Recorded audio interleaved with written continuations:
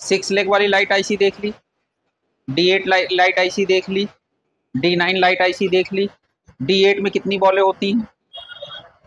D9 में कितनी होंगी? 9। अभी तक जो हम लोग लाइट आईसी देख रहे थे वो लाइट आईसी जो हमारी वो किन सेटों की थी? जिस सेटों में हमारी TFT डिस्प्ले लगी होती है। कौन सी डिस्प्ले? मार्केट में हम लोग एक जनरल बात करें तो हमारे फ़ोन में 2 तरह की डिस्प्ले लग के आती है। एक डिस्प्ले क्या होती है? TFT, और दूसरी हमारी क्या होती है? एमोलेड। तो TFT और एमोलेड में डिस्प्ले जो है हमारी लग रही है, उस डिस्प्ले के साथ में उस डिस्प्ले को चलाने के लिए कंपनी ने क्या सेम सर्किट रखा है या सर्किट को कुछ चेंज किया है? तो अगर हम लोग TFT डिस्प्ले की बात करते थे तो TFT डिस्प्ले के अंदर क्या होता था कि जो हमारी डिस्प्ले होती थी उसमें हमें उसके लिए वोल्टेज बढ़ा के बनाने पड़ते। कितने volt? 18 volt, 20 volt, 22 volt, 25 volt बनाने पड़ते थे। लेकिन अगर किसी फ़ोन में आपकी एमोलेड डिस्प्ले लगी, कौन सी डिस्प्ले लगी है?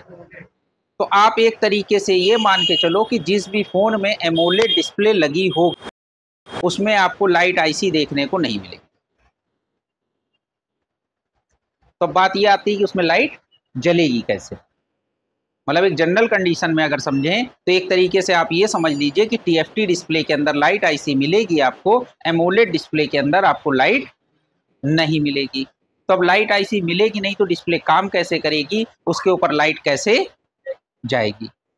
अभी तक जो जनरल कंडीशन हम लोग देखते थे कि जो हमारा लाइट सेक्शन था, जो हमारी डिस्प्ले को लाइट के लिए जो सेक्शन बनाया जाता था, उसके लिए क्या होता था कि एक आईसी लगा दी जाती थी। चाहे वो आईसी हमारी 6 लेग की हो या 9 बॉल की हो या 12 बॉल की हो। उसके साथ में क्या होता था? एक कंपलसरी थी कॉइल, और दूसरी चीज हमारा क्या था? डायोड, ठीक, और कैपेसिटर। लेकिन अगर हमारा कोई भी फ़ोन है, एमोलेड फ़ोन है, तो उसके अंदर आपको ये आर्किटेक्चर नहीं मिलेगा।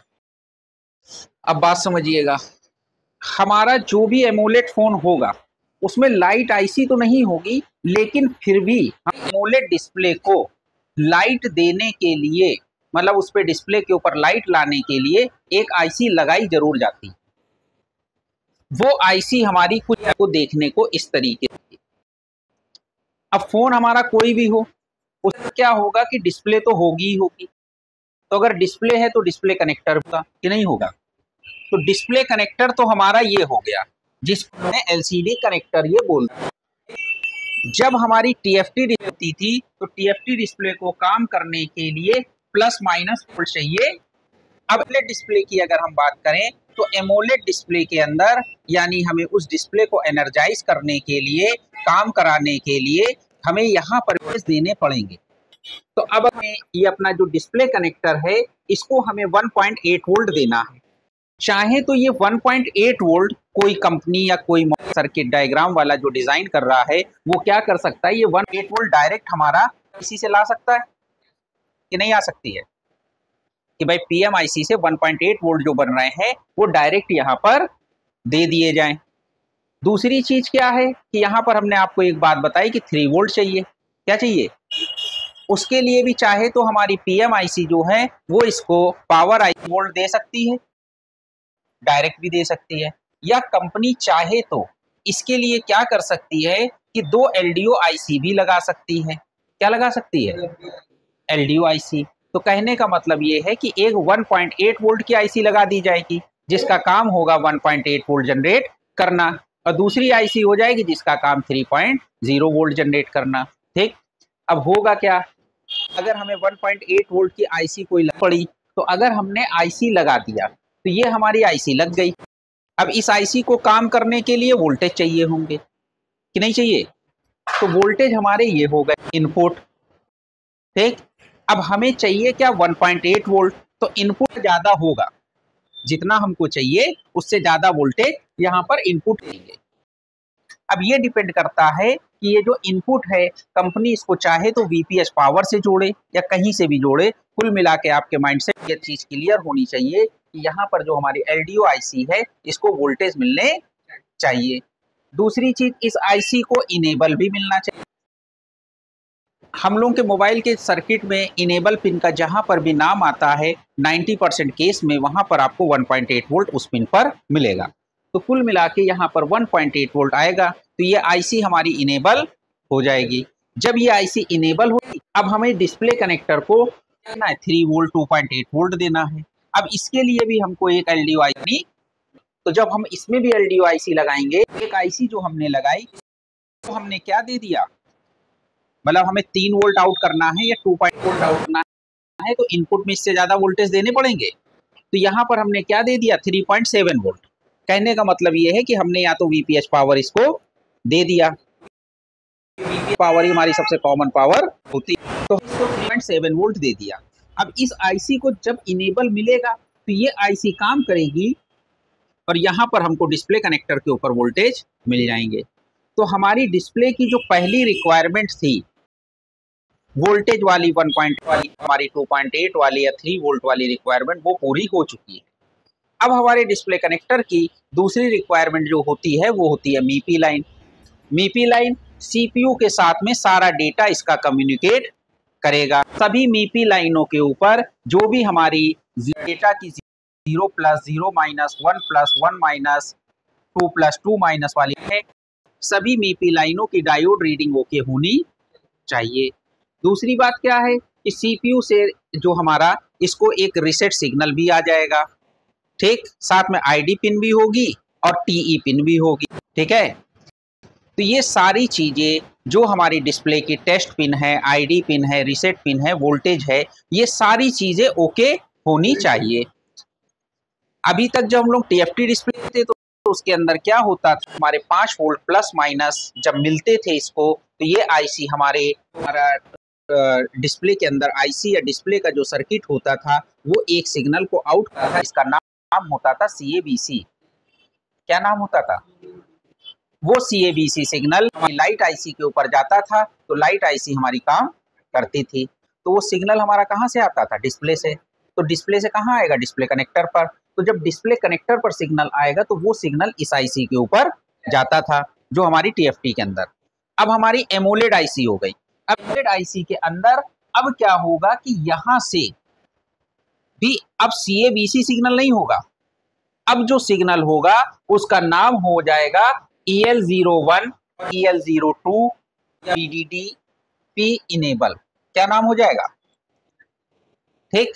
अभी कहने का मतलब ये है कि जो हमारी यहाँ पर लाइट आईसी है, ये लाइट आईसी जनरल कंडीशन में अगर आप इसको एमोलेड की लाइट आईसी समझते हैं या जो हमारे एमोलेड डिस्प्ले को काम करने के लिए आईसी लगाई गई है, तो ये आईसी हमारे वोल्टेज बनाएगी। अभी जैसे हम लोग इस आईसी की बात करें तो ये आईसी हमारे सिर्फ एक जनरेट कर रही है, ये आईसी भी सिर्फ एक ही वोल्ट बना रही है, वोल्टेज तो कर रही है, सिर्फ कितने वोल्टेज आउट कर रही है, एक वोल्टेज।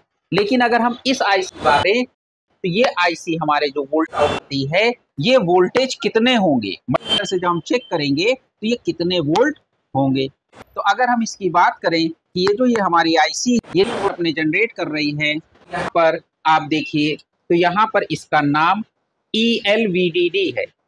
क्या नाम है, तो ये वोल्टेज जहां पर ये VDD लिखा हुआ है ये +4, जहां पे VSS लिखा है V का मतलब माइनस वोल्टेज। जैसे हम कंडीशन में VSS मतलब समझते हैं ग्राउंड और VDD मतलब समझते हैं पॉजिटिव लाइन, ठीक। तो यहाँ पर ELVSS मतलब यहाँ +4.5 वोल्टेज मिल रहा है, तो यहाँ पर क्या मिलेगा, -4.5, ठीक। तो जैसे हम लोग TFT डिस्प्ले में देखते थे +5 वोल्ट -5 वोल्ट बनते थे, तो यहाँ पर भी वैसे ही प्लस माइनस के वोल्टेज बन रहा है। और वो वोल्टेज क्या है, +5 या 4.6 वोल्ट, और यहाँ पे माइनस के 4.46 वोल्ट आपको मिलेगा। तो इस आईसी ने दो वोल्टेज बना दिए, एक वोल्टेज और एक नेगेटिव वोल्टेज। दूसरी चीज क्या करेगी, ये आईसी एक वोल्टेज और बनाती है जिसका नाम है AVDD। क्या नाम है, ठीक। तो ये जो AVDD वोल्टेज है, ये लाइट से ये वोल्टेज ज्यादा बन रहा है, कितने बन, 7.3 वोल्ट, ठीक। तो मोटा मोटा 7 वोल्ट बन रहे, यहाँ पर कितना वोल्ट बन रहा, 4.5 वोल्ट प्लस और 4.5 वोल्ट माइनस, और यहाँ 7 to 8 वोल्ट के बीच में आपको मिला। तो इस आईसी ने जनरेट कर दिए 3 वोल्टेज जनरेट किए। आईसी को काम करने के लिए 3 इनेबल भी चाहिए। जब एक इनेबल मिलेगा वोल्टेज, दूसरा इनेबल मिलेगा तब दूसरा वोल्टेज बनेगा, और जब तीसरा इनेबल मिलेगा तब तीसरा वोल्टेज बनेगा। दूसरी चीज क्या है, ये आईसी जो हमारा वोल्टेज जनरेट कर रही है, तो ये वोल्टेज ऐसे तो जनरेट, इस आईसी को भी काम करने के लिए चाहिए। तो यहाँ पर हमने इस आईसी को वीपीएस पावर दिया, ठीक, 3.7 वोल्ट यहाँ पर आ गए। यहाँ पर भी हमने 3.7 दिया, ये भी इस आईसी को वोल्टेज मिल गए। साथ में यहाँ पर अगर आप देखें तो यहाँ पर जो हमने वीपीएच दिया है, ये क्या किया है, कॉइल के थ्रू दिया है। यहाँ पर जो हमने कॉइल यूज करी है वो 4.7 माइक्रोहेनरी कॉइल यूज करी हुई है। दूसरी चीज, एक चीज और समझिए, यहाँ पर एक कॉइल और लगी है, ये लगी है 2.2 माइक्रोहेनरी। कितने की? ये कॉइल जो है हमारी, देखिए ये ग्राउंड से जुड़ी। जैसे क्या होता है कि जब हम लोग रिपेयरिंग करते हैं, तो रिपेयरिंग करने में जब हम लोग फोन को चेक करते हैं, तो जैसे हम लोग पावर आईसी के पास के कॉइल की डायोड रीडिंग लेते हैं, तो अगर कोई कॉइल बीप बज रही होती है तो हम लोग कहते हैं कि ये लाइन शॉर्ट है। लेकिन जब आप इसको चेक करने चलेंगे, इस आईसी को, तो इस आईसी के साथ में जैसे आप इस कॉइल पे मल्टीमीटर अपना लगाएंगे, तो यहाँ पर तो आपको रीडिंग मिल जाएगी, लेकिन जैसे ही आप इस कॉइल पे लगाएंगे तो ये बीप बजेगी। सोचोगे ये लाइन शॉर्ट है, जबकि ये लाइन शॉर्ट नहीं है, ये कॉइल ग्राउंड के साथ जुड़ी हुई। कहने का मतलब ये है कि यहाँ पर जो पॉजिटिव वोल्टेज ये दिए जा रहे हैं, तो ये कॉइल जो है यहाँ पर जो वोल्टेज बनाएगी वो बूस्ट वोल्टेज, आपको पॉजिटिव वोल्टेज मिलेंगे। और यहाँ पर निगेटिव वोल्टेज बनाने के कॉइल के पॉइंट स्विचिंग कराई जा रही है। मतलब कहने का मतलब, जब पॉजिटिव की स्विचिंग कराई जाएगी तब पॉजिटिव वोल्टेज मिलेंगे, और जब निगेटिव लाइन की स्विच जाएगी तब आपको निगेटिव वोल्टेज मिलेंगे। बात समझ में आई?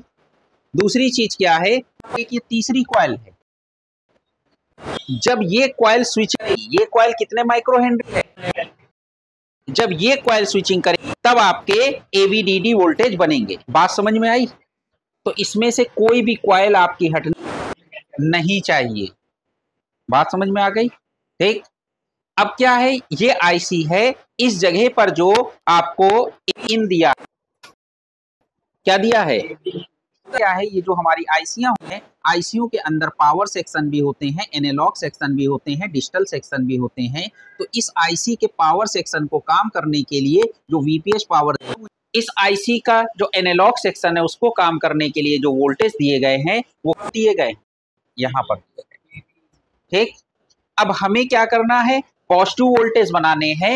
यहाँ ये जो पॉजिटिव सप्लाई है उसकी स्विचिंग कराएंगे, तो ये हमारे पॉजिटिव वोल्टेज बनेंगे। ये क्या है, ये कॉइल हमने निगेटिव की लगा रखी है, अगर हम निगेटिव की स्विचिंग कराएंगे तब हमारे निगेटिव।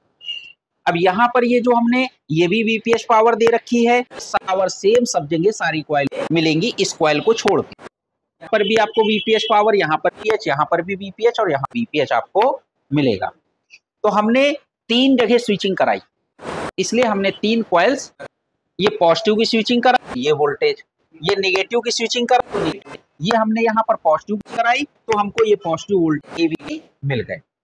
तो अगर आपको टीएफटी डिस्प्ले का लाइट आईसी या लाइट सेक्शन अगर समझ में आया होगा, तो 50% थ्योरी वही और 50% चेंजेस आपको केवल टॉपिक में समझने पड़ेंगे, बाकी है चीज घूम फिर के वही। जब टीएफटी डिस्प्ले होती थी तो हमारी क्या होती थी, एक कॉइल लगी होती थी, हम उसकी स्विचिंग करा के पॉजिटिव वोल्टेज बनाते थे। लेकिन यहाँ पर हमको 3 वोल्टेजेस बनाने हैं, तो इसलिए हमने 3 कॉइलें लगाई। ये कॉइल स्विचिंग करी तो ये कॉइल ने स्विचिंग किया, और हमारी डिस्प्ले की सारी रिक्वायरमेंट, सारी वोल्टेज कंप्लीट हो गई। इस कंडीशन में हमारी डिस्प्ले एनर्जाइज होना जानी चाहिए और डिस्प्ले के ऊपर रोशनी आ जानी चाहिए। तो एमोलेड डिस्प्ले में कुछ चेंज है कि नहीं है, टीएफटी से थोड़ा अलग है। अब डिपेंड ये करता है कि आपको ये जो एलडीओ आईसी लगी हैं ये भी आपको देखनी। अब इसके लिए अब आपको एमोलेड डिस्प्ले का ये एक बेसिक सा का एक सर्किट है। अब आपको पर्टिकुलर मॉडल का सर्किट देखना हो एमोलेड डिस्प्ले का, आप सर्किट खोल के देखना पड़ेगा। तो पहले आपको ये देखना होगा कि कौन से मॉडल में एमोलेड डिस्प्ले लगी है, फिर उसका आपको डिस्प्ले कनेक्टर देखना होगा और फिर उसकी सारी सप्लाइयों को चेक करना पड़ेगा। ठीक है।